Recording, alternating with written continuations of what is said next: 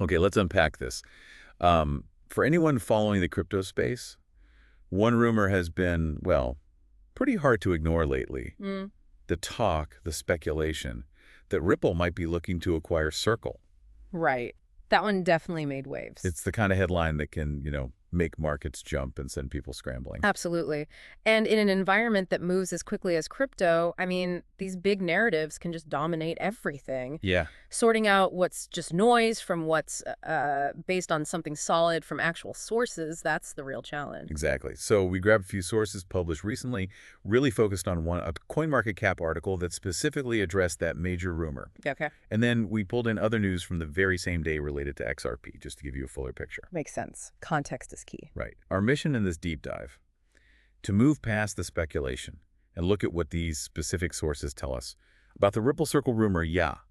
But maybe more importantly, see what other signals about XRP were out there at the same time, reported in these sources. Because understanding an asset isn't just about reacting to one big what if, is it? Yeah. It's about seeing the whole constellation of news and reports around it. This dive is all about using the sources you provided to cut through that single headline focus, see a broader slice. All right, let's jump straight into that main point, then, the one everyone was talking about. Hmm. According to that CoinMarketCap article, what was the official word from Ripple's CEO regarding these acquisition rumors about Circle? Well, what's notable here, based on the CoinMarketCap source, is the directness. Okay.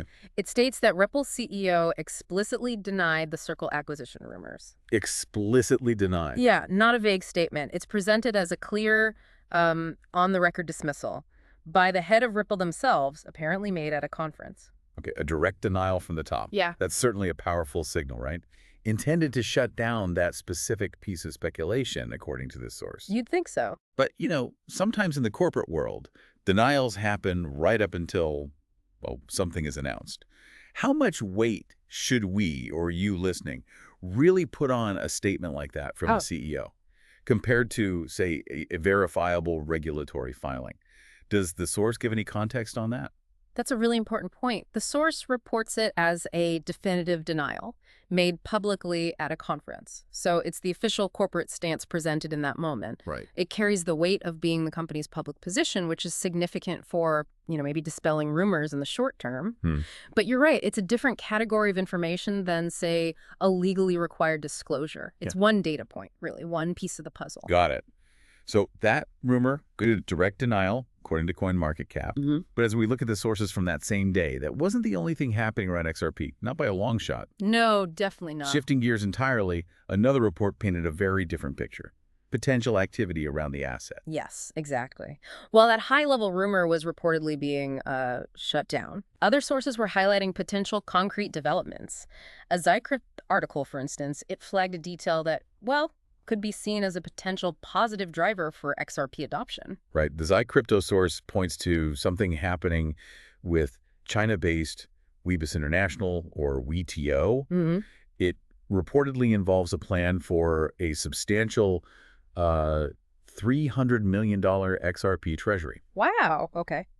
And critically, according to that source, this plan is detailed in a Form 6K filing submitted to the U.S. SEC. That sounds massive. But hold on, a Form 6K filing for a foreign company planning a $300 million treasury?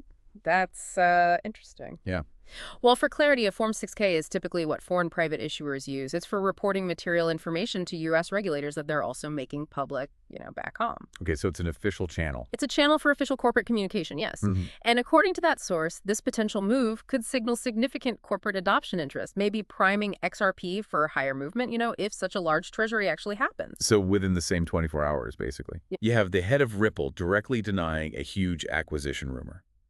And then you have a report citing a regulatory filing channel, suggesting a foreign company is planning this colossal XRP treasury. They feel like very different types of signals, don't they? Completely different. And there was another piece of news that day highlighting yet another facet of the market reality for XRP. Absolutely. Sort of counterbalancing the potential positive news or the corporate PR. The Coin EN article documented a very different kind of event, massive liquidations occurring on XRP. Oof. And that report really underscores the the undeniable impact of market mechanics, doesn't it? Totally. It noted these liquidations were triggered not by some big fundamental shift, but by relatively small price dip. Right. Which, for anyone using leverage, even a minor move against them can be just brutal. Yeah. Forcing positions to close automatically, it highlights the raw, sometimes unforgiving volatility that exists in this market. So based on these sources then, you get this snapshot. A single news cycle for XRP. That includes, okay, a high-profile rumor being directly denied by the CEO. Denied. Then a report citing an SEC filing channel about a potentially massive corporate treasury plan by a foreign entity, Potential plan, perhaps. and a clear demonstration of significant market volatility leading to widespread liquidations driven by just a small price change. It's like seeing three completely different forces acting on the asset all at once. It really is. Yeah. You have the corporate messaging kind of managing perception. Yep. Then the reported potential for fundamental adoption or use case, signal through a formal filing channel. Which sounds more concrete, maybe? Potentially, yeah. And then the pure, unadulterated reality of market risk. Yeah. Leveraged trading playing out in real time.